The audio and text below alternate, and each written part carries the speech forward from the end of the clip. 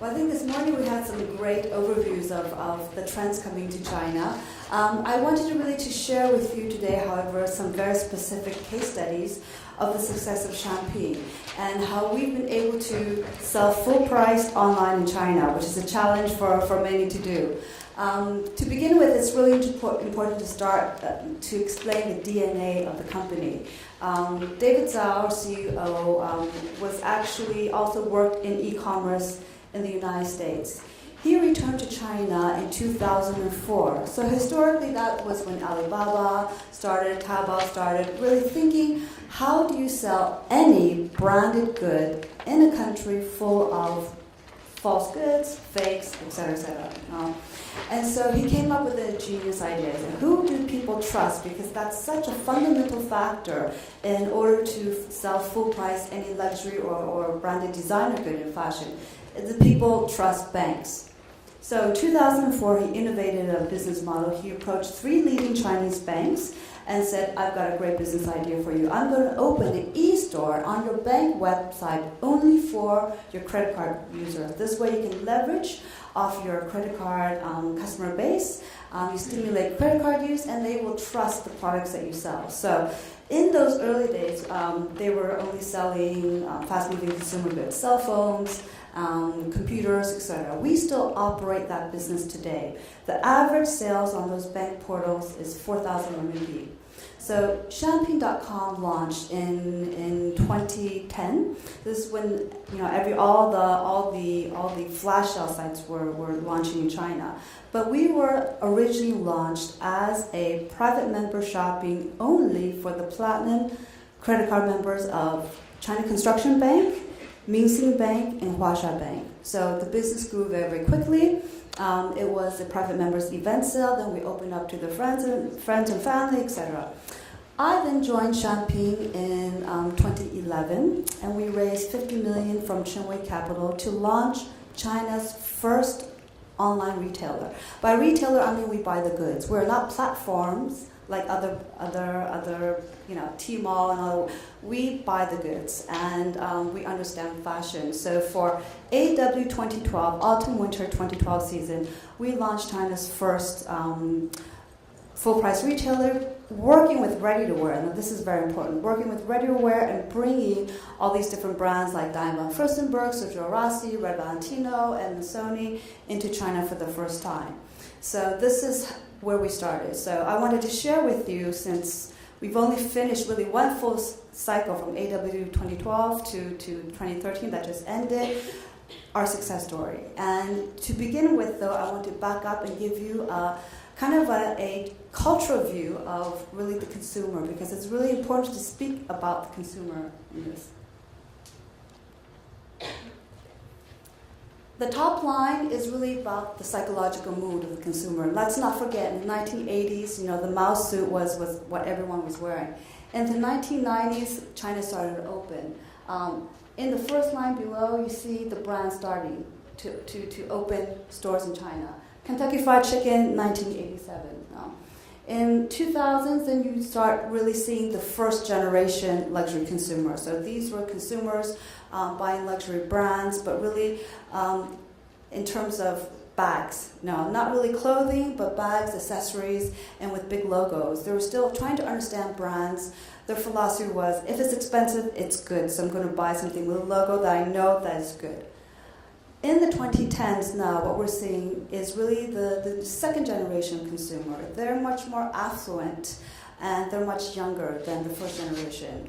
They're looking for new brands and seeking something besides the big logos. And this has our experience at Champagne. And I'll share with you a Lanvin case study that really exemplifies that. The timeline here shows you see Kentucky Fried Chicken, Louis Vuitton, Christie's. I mentioned Christie's because I was part of the Christie's launch team in China. In 1996, Christie's was the first auction house to enter China. We had the exhibit at the Peninsula Hotel, which was the only luxury hotel.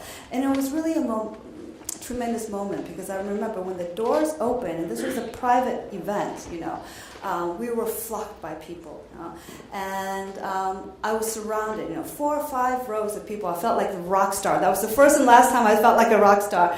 Was so curious to learn, and this is one thing about China is people are so curious to learn and they want to learn more.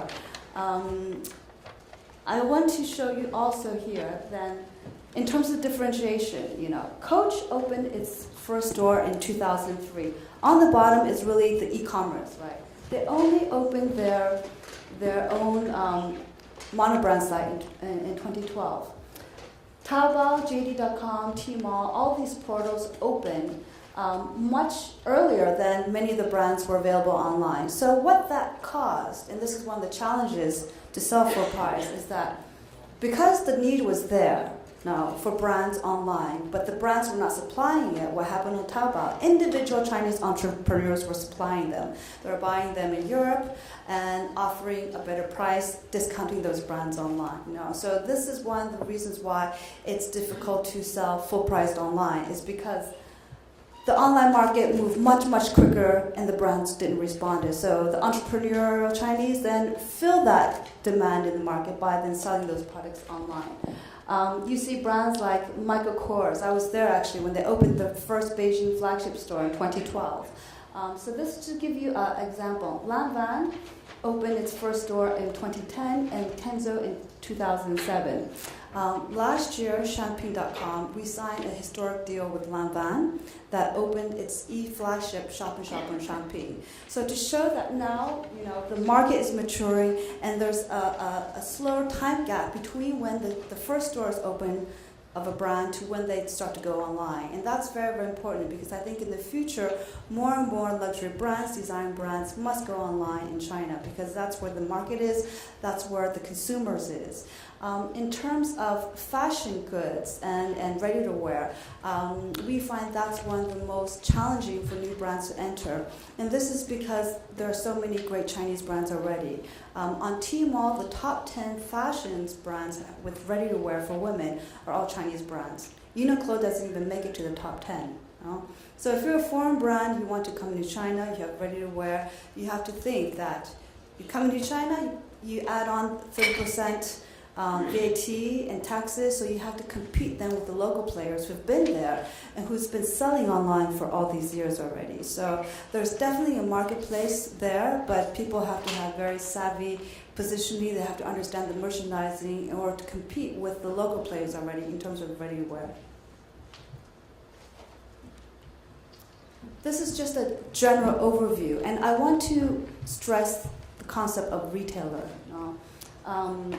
Most of the sites in China are platforms and marketplaces, so there are companies or brands selling directly. VIP shop is on the bottom end, it's only off-season and discount, right? Glamour sales is discount. Champagne.com, what's interesting, what we did is when we launched our business, we were originally events, private members, flash sales. Now, we still have that business. When we launched the full price model, we then shifted that business to Owlite.com. It's still positioned on Champagne.com platform, which we see now as a online shopping mall now. So we have both the off-price and the full price on Champagne.com. Shoe.com also, they have both full price and off price. They're selling at a much lower average price. They seem to have a mixed business model because they also partner with eBay and offer a portal for eBay sellers to sell directly into a Chinese marketplace. So that's a kind of a different business model. But in terms of retailer and really buying fashion and reselling it, understanding merchandising, I think we're clearly unique in China. We also have the highest average sales on the Champagne.com. It's 2,000 renminbi, which is about 250 euros. And then on our e-flagship with Lanvin, Kenzo will be joining us later this year. DKNY, Juicy Couture, many brands are joining us because they understand that we have the in terms of the marketplace and the customer base, which is very important. Now, in terms of this concept of selling full price online, some of the other players who've tried to do so is Neiman Marcus. Neiman Marcus last year invested 20 million in glamour sales to launch neimanmarcus.com.cn. In 6 months, they closed and left China. So this is to say, you can't just be a retailer, have great brand portfolio, come into China, find a JV partner, open up a site, and be expected to sell. It's much more complicated than that. Driving traffic in China is very difficult. Driving quality China of the type of customer who wants to pay full price for a brand is a challenge. And you have to have the right customer base. I'll give you an example of that. We work with Stuart Weitzman on Champagne.com. One of the top seller is the 50/50 boot. You can find that single item at 1,000 renminbi on Taobao, 2,000, 3,000, 4,000, 5,000, 6,000. At Champagne, we're selling it at full price at 7,000 renminbi, and we sold out. And this is the key. There are always going to be those customers, mass market customers, who are looking for something that looks like it. It's a knockoff. They don't care if it's real or fake. But I think what we see is a growing consumer that's saying, I want to buy the authentic goods, I want to buy from someone who I trust, and I'm willing to pay full price because I want that product, I want to be trendy, and want it today. So I think this is the shift that we're seeing, and this is the value we're offering to the marketplace by being really attracting those customers and educating them as well. So in terms of being successful for full price, also Yoox has launched many years ago, Armani.com.cn, Montclair.com.cn, these monobrand sites, and those have failed as well in terms of sales. Monobrand sites in China are very good for branding, but in terms of sales, it's not really how Chinese prefer to shop. So why we've been successful and how we've been able to move is to really create a pipeline. This is very important. I have to be honest. 60% of our turnover is still from the outlet, but 40% is from full price. And I think that's quite an accomplishment considering we've only started in autumn-winter 2012 as our first season. And how we do it is this. On outlet.com, we have 5 million customers. We bring in new consumers interested in fashion, and we then try to develop them into the full price. We have our own multi-brand area where we buy, like a retailer, like a department store. And then how we launched Lanvin, we have now for international luxury brands, an e-flagship shop-in-shop model. So with this is then the very much the own branded environment of the brand. And we use their images. We duplicate the images they have on their main site. We believe that the multi-brand platform is very, very important and successful. It's very important to sell full price. And this is because of the Chinese behavior. Again, our strategy is really to create a pipeline. In order to sustain the full price, you have to then offer a much wider brand mix than you would in the West. We have brands from Oasis to Lanvin. We have the outlet to bring in new customers. For example, every year we do 2 big promotional events. Last May 20th, was Champagne's 3rd anniversary. So what happened, we decided to do 1-day promotion event. The entire site shifted. So you imagine the IT work behind that. It shifted into one promotional event. And we sold 10 million RMB in the first hour. People started logging in at midnight. It was incredible. We extended it to a second day, and we sold 20 million RMB, which is about 2.5 million euros in 2 days. From that promotion event, we attracted 100,000 new users, and we've been able to develop them into full price. So this is the key thing. For full price sales, we have first the VIP customers, but then for the rest of the market, we have to coach them. It's to prepare a pipeline, to educate them to why you need the product today. Why to come and buy online instead of looking for similar price comparisons, discounted products from suppliers that you don't know where they're getting the products from. In terms of the first generation consumer, again, don't forget that they grew up wearing Mao suits or having a memory of that. So it's very difficult to make that big transformation of jump of if you're to buy, let's say, haute couture or things. it's just a psychological shift. No, again, the understanding is expensive is good. I still hear that today in Shanghai. To share with you a funny story, I have a friend who is at a top hair salon, no, and she still gets customers who come in and say, "I want the most expensive cut." No, not with the best hairstylist, but they think that one cut costs more than another. So this is something that's still very much education is still part of the process. The first generation, again, because of the crazy marketplace with Taobao and all these third-party sellers, they use online really to search the best price rather to learn or to find interesting products to sell. What we're seeing now at Champing is really the growth of the G2 customer, and that's very, very exciting because they're ready to buy full price because they want to be fashionable. They want to be, they're behaving much more like a global consumer rather than, let's say, a local Chinese consumer. There are 200 million G2 consumers digitally active, and we're seeing a huge growth in the tier 2, tier 3 cities. So to reach out to these new consumers, I think, mobile becomes very important. It's very important for luxury brands to be online, to have a digital strategy, and to engage and really activate them. Life in China is very hectic. People are always running around. You can't expect them to go to the store to buy because they just don't have time. So you have to find different ways and creative ways of engaging them, activating them, and inspiring them to really go shopping. Now here's some interesting data I want to share with you. Since our launch of the full price model in AW 2012, we've seen a huge increase from 15% of our consumers to 47% of our consumers coming from those tier 2, tier 3, tier 4 cities.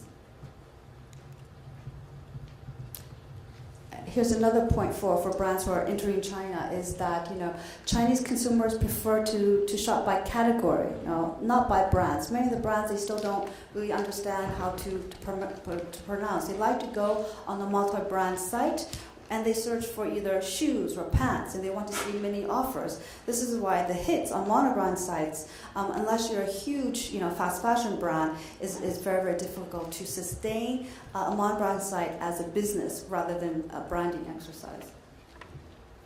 And to give you an example, when we launched Lanvin, Lanvin's global ranking was much lower than Champing's. And this is because many of the global brands, their online, especially luxury brands, their main e-commerce site is really much more about branding rather than really driving traffic and being digital and driving sales from e-commerce. Some of the challenges facing Chinese brands today is that with the government crackdown, there's been a heavy fall of foot traffic now. People don't want to be seen shopping in malls anymore. So because of that, we've actually had a lot of interest from brands who say now we want to go online in China, is because they need to find another area, a platform, in order to make their sales. Again, we see the new wealth coming in from the tier 4 cities. Those consumers are actually much more adventurous and ready to adopt and try new brands. Some of the key factors of success is really trust. That's very, very important in order to sell full price, especially at luxury level. They have to trust the website.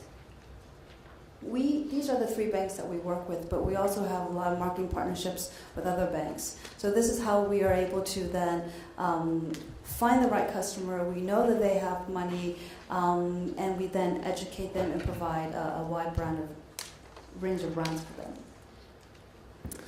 Another key factor is really service. Because you're not in a physical store, consumers believe you have lower costs. So their service expectations for online is much, much higher than in the West. Share with you an interesting story. With Diane Furstenberg, we sold her dress into a tier 2 city. And the customer called us and said, the garment care said dry cleaning. And she said, well, there's no dry cleaning in my town. What do I do? So our customer service said to them, well, please ship it back on us to our headquarters in Beijing. We'll dry clean it for you and we'll send it back to you. Now, so these are the attention to details that's very, very important to keep that customer happy. We have our customer service in-house, trained by our merchandising director who's coming from Lynn Crawford. So it's really very much a highly trained team. Things like this can't be outsourced to normal standard customer service reps. So this is the key thing to selling online full price. It's very, very different from the West. Again, our call center is not a call center. It's really a stylist trained team. We really educate them on the brands. Our merchandising director educates them on the trends of the season. So they're very much well educated to also give tips and advice to the consumer. What we find with also another interesting fact is that on the full price side, 20% of our customers still need advice, but they don't call in. We have live chat. So they live chat with our merchandising team and with our customer, our stylist team, I would call them much more than customer service, for advice. And that's really a very important process of selling full price and to sell fashion online. And this is the third point, and this is something that we're doing that no one else is doing in China, really, because we are a retailer, and we then want to educate those customers. We have a long-term view of the potential of the market now. So we have on OK magazine, also in Bazaar, these styled features where we're mixing up the brands. There's a QR code then, with the reader then scans and makes the acquisition on the phone. We see 30% of our sales coming from mobile, and that's very important. And the average sale on the mobile is higher than desktop. It's at 3,000 RMB, so that's very, very high. It's much higher than what you would ever see in the West. So when we have the right consumer and there's the trust, and they love the products, they'll just buy. Now I want to share with you the Lanvin case study, because it's very, very interesting. Lanvin first came to me about 2 years ago to ask us to launch their China monobrand site, and we said no. We said no because we knew that monobrand sites really don't work in China, especially for niche luxury brands like Lanvin. And then they came back to us again the following year because they did a lot of research. They tested on other retailer sites that are, brick and mortar retailers thinking that they can have successful sales online in China. That really doesn't work. It's always been the pure players that have been successful in China. And then because we had a very good relationship with the management team, we were really able to sit down with them to understand what their needs were. And we came up with a solution, because it was the long-term brand strategy to have a monobrand site in China. But we share with them our insights. Well, the market's not ready for you. But why don't you launch an e-flagship on Champagne.com? We share all the data with our brand members, and this is very important. China is a huge marketplace, and we want them to grow. And as these brands also open up stores, it's very important that they have the feedback. We are selling into 400 cities across China. We are reaching deep into the tier 3, tier 4 cities because we have our credit card information. We know who has the money. We have their trust, and we can sell directly to them. We can directly promote brands at this level, and this is how we started. This is a whole idea. So we launched in November of last year. So this is how it looks like. There's an e-flagship area. You click into Lanvin. And it's a curated mix, so it's a beautiful atmosphere. It conveys the mood of the brand. And again, we're very data, KPI driven. We have American investors, so KPI is what I hear every day. So EDMs, we have with a strategy to send out EDMs to our VIP Platinum credit card members. And then there's a whole strategy of what we do, and there's a monetization. We monitor everything. We share all that feedback with the brand. So we launched on 18th of November last year with Lanvin. And again, with the EDMs, we also call our VIP customers, and we have Lanvin, this is a great brand, this is a French brand, so there's still a lot of education that's involved. So instead of giving a discount, what we give to our VIP customers was, well, for our VIPs, we'll give you the Lanvin, then sponsor the perfume for the VIP customers' first purchase. And then we also, again, engaged in social media with Weibo. We wanted people to start really thinking about the brand, and the question was, now, who is a Chinese celebrity that's most stylish wearing Lanvin?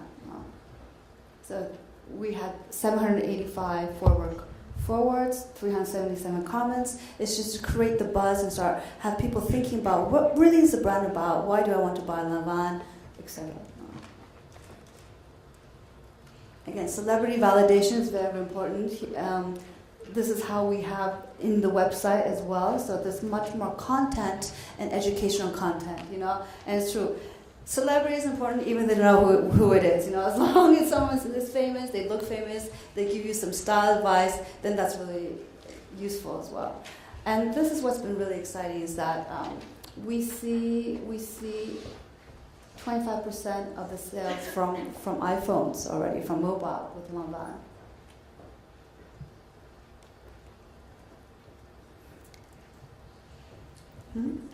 Yes, and also here the data, where we're able to deliver into tier 2, tier 3 cities. What we found was very exciting is that we were able to sell runway looks into tier 2, tier 3 cities, and this was very, very exciting. We also saw that 50% of the Lanvin sales were to men, and that's another exciting thing. So based on that, the brand is going to shift the merchandising for the new season, and we're really excited at the progress that we're seeing in terms of full price, and especially able to sell ready-to-wear, because that's a huge challenge in China, is to sell designer ready-to-wear online. This is another case study of, again, how we're innovating now. For example, for Ash, it was a brand that we then tested the first season. It went very well, so we then signed them on an all online exclusive. And this is what's really fascinating, is because for us, we want to then help the brand protect its full price position in China. So we launched on the e-flagship, we launched our official store on Tmall, and to other also selected merchandise into other platforms. And now with all the data, with all the traffic we're generating, we're launching their China website, monobrand site now. Again, you see the huge increase in sales now. And this is because, unlike everyone else, Champagne becomes a brand manager. Now, we then invested in making Ash hot in China. We work with celebrities, 50 celebrities. We had Ash come out 30 times in editorials in top fashion magazines in China that last year. And our focus was, we go to the market where there's no competitors. So Ash was only distributed by wholesalers or brick and mortars in tier 1 cities. We then hit deep into tier 2, tier 3, tier 4 cities with a very specific strategies of working with Korean celebrities, which they follow, that was mentioned before. Chinese love Korean celebrities. We then had, this is a Hunan TV star. So she's a TV celebrity in Hunan, but she has 30 million followers. And we still get phone calls, from customers saying, we want the shoe that Yang Ming is wearing. They don't even know the Ash brand name. So we want Yang Ming shoes. So the celebrity validation is very, very important. Again, you see the PV rise per day. In red is a tier 2 to tier 4 cities. And then here, Singles Day. We work with a celebrity. We sold 10,000 pairs of shoes in one day. Again, KPI driven. And this is something very clever. So what happens when you become successful in China? People are going to copy you. So as part of our latter social media campaign, we decided to teach people how to identify real Ash shoes from false Ash shoes and knockoffs. And we ran a social media campaign with celebrities. Now that we know what are the best key sellers, then we're really working with celebrities. And even Albert from Lanvin is doing crossover, and Li Yunchen is going to wear it. So it's very exciting what we can do in terms of driving those full price sales. And that's our management team.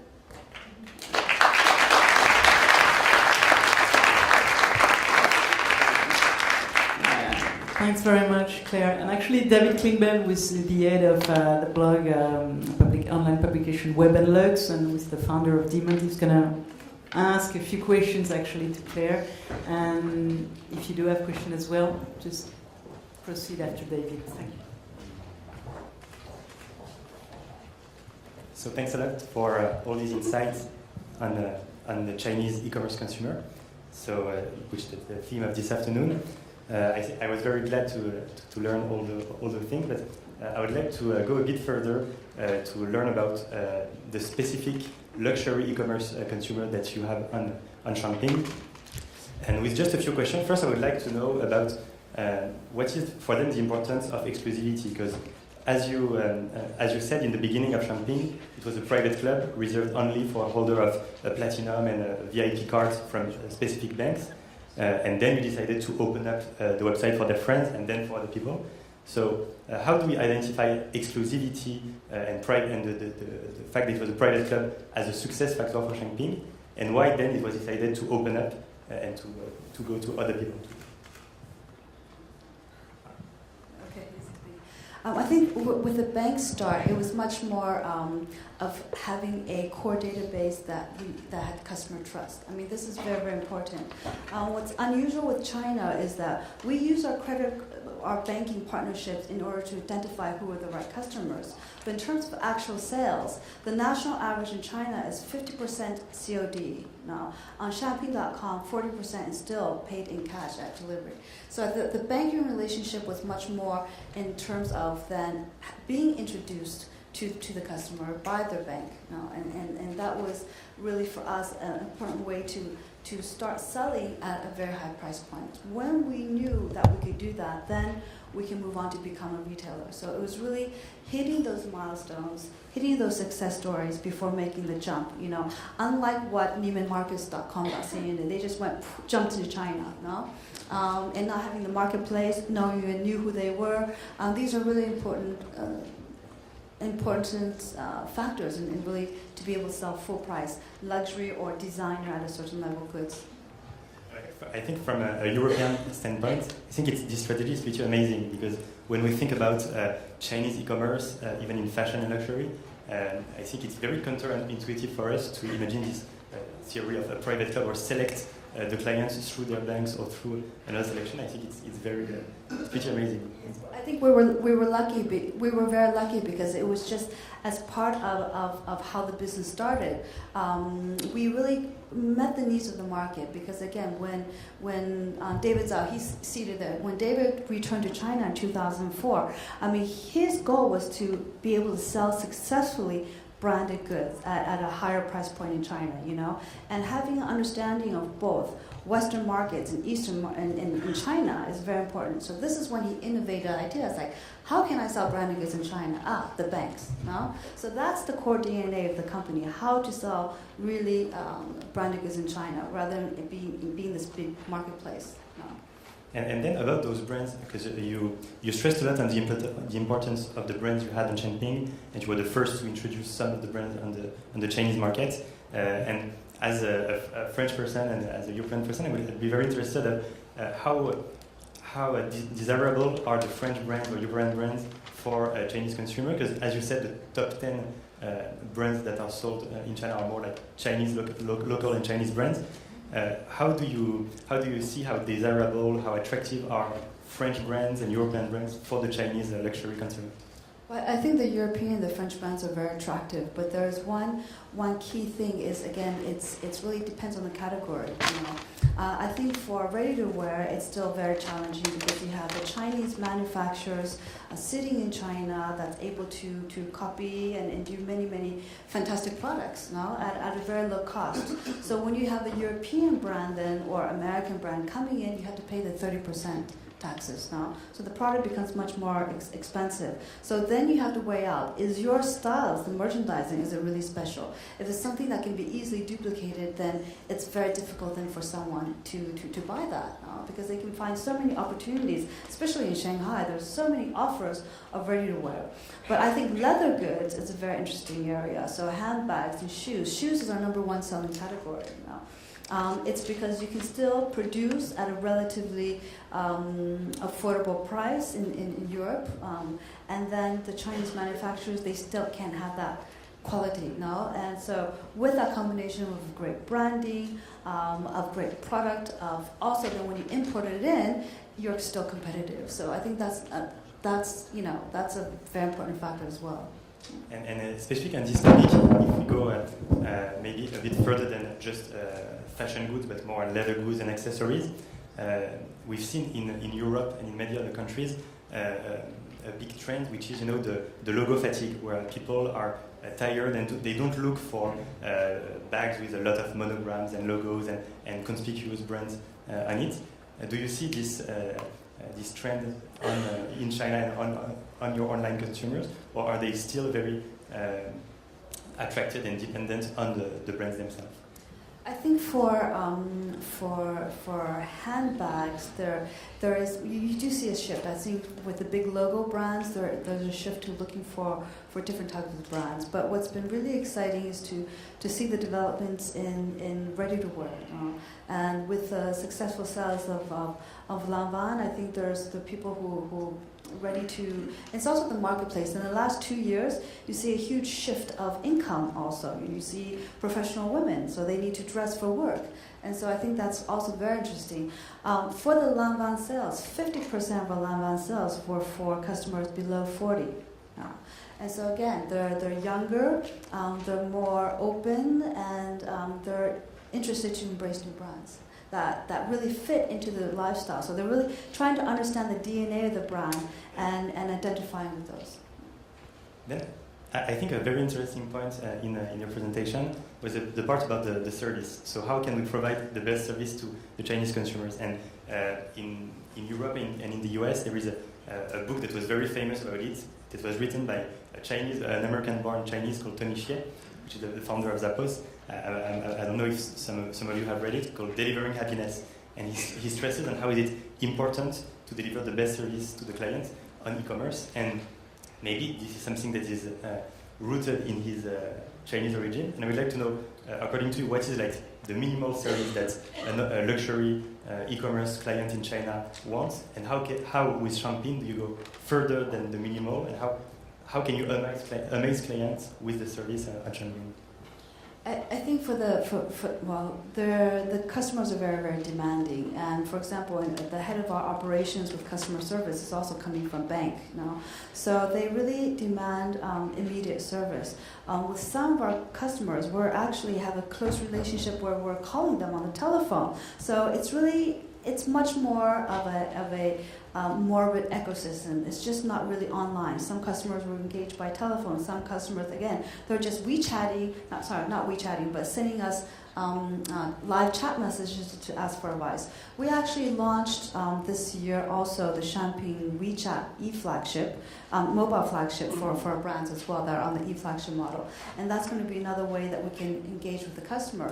But with our really top customers, we sent one very, very active shopper to New York during Fashion Week. We actually paid for them to go as our guest, and then we took him to all the showrooms, and they were received by all our New York brand partners. So that was really exciting as well. So it's really these attention to details, and because we have a long-term view of really serving the customers and growing with them as they discover new brands.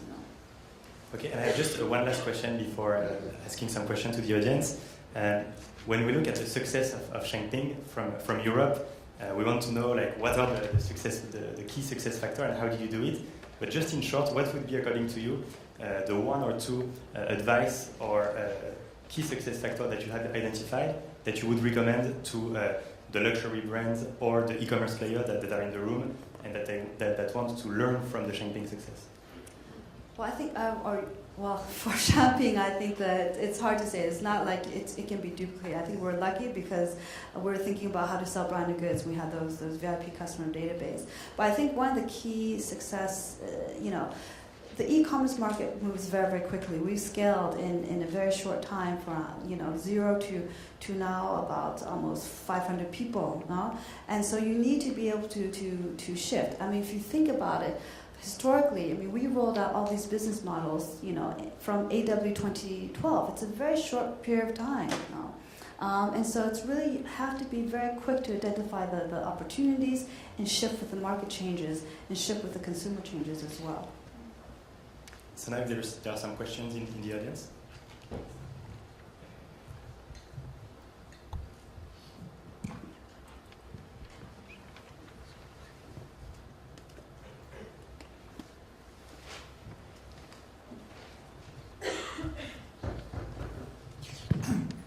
Eric Pastel, Lucadoc. I would like to know roughly, how many brands do you sell, at least shop-in-shop? And are they all Western luxury brands? Or are you already some Chinese luxury brand? Or Asian, for example? Or are you intending to do it?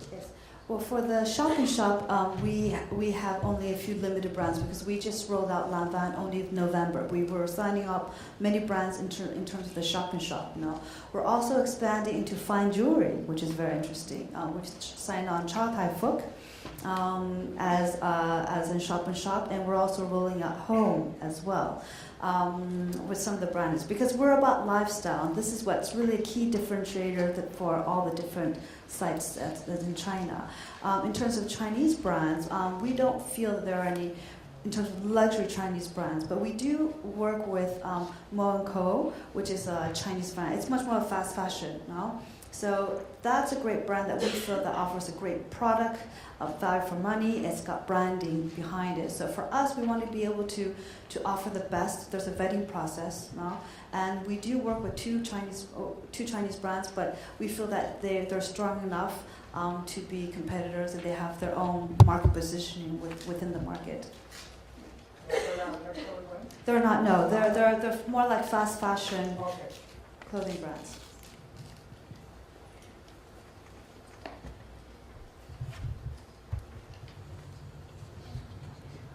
Hi Claire, it's Frederick from Tag. Yesterday we talked a chance to talk, and you told me 40% pay in cash, and I was so surprised. It's crazy for me. Could you explain that? Maybe why in China a lot of people pay in cash throughout the internet? I think it's especially in the tier 2, tier 3, tier 4 cities where we see the growth, is that it's still very much a cash-based economy. So they have the cash to spend. They don't want to. It's still very much that aspect. And two, we do offer for any customer that buys clothing and shoes in tier 1 cities, a concierge service where the courier waits for them to try on the shoe or clothing. So I think it becomes much more easier. It's still much, again, these are the trust issues, right? If they're buying, Sergio Rossi shoes, they want to maybe try them on, but then, they make the first order because they know Champagne and they know we're working with great brands, but then the actual transaction is in cash, actually. Okay, and that was the last question. So thanks a lot, Claire. Thank you. One more maybe. Oh,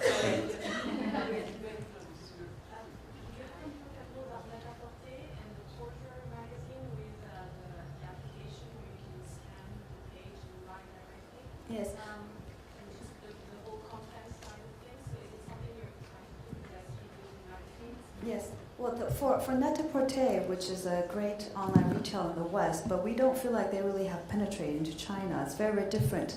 The brand mix they offer is very much for Western market. For Chinese to buy Rick Owens today, it's still too sophisticated. So although Net-a-Porter is great out in the West, we don't really see them as being able to scale in China. and be known to the Chinese consumer in those tier 3, tier 4 cities. You know, they may be known to overseas Chinese like myself. We grew up in the West, or expats living in China. But really, the consumer you want to hit. The growing middle class, they don't know net-a-porter, they don't know how to spell it, they've never heard of it. So we don't really consider that a factor of what we're doing. It's working with a much different type of consumer. So we do it our way, in a way. Just last question, complimentary to my colleagues. In terms of content, related to credibility, do you do a lot of fashion show reviews? How does it work to add up credibility and to reinforce the fact that you're selling top quality? You've got to do some storytelling about the brands that you represent. How do you do it? Do you do a lot of branding zones within the site? How does it work? We work with Bazaar magazine, and we work with OK magazine. With OK magazine, it's actually weekly, where then their fashion editors do the styling, the suggested looks. But then that is then on the print magazine with a barcode that scans to the telephone. However, the same style looks done by the fashion editors are then duplicated on the champagne.com site. So it's really taking from print to digital to e-commerce, and it's duplicated. So that's how we work with it.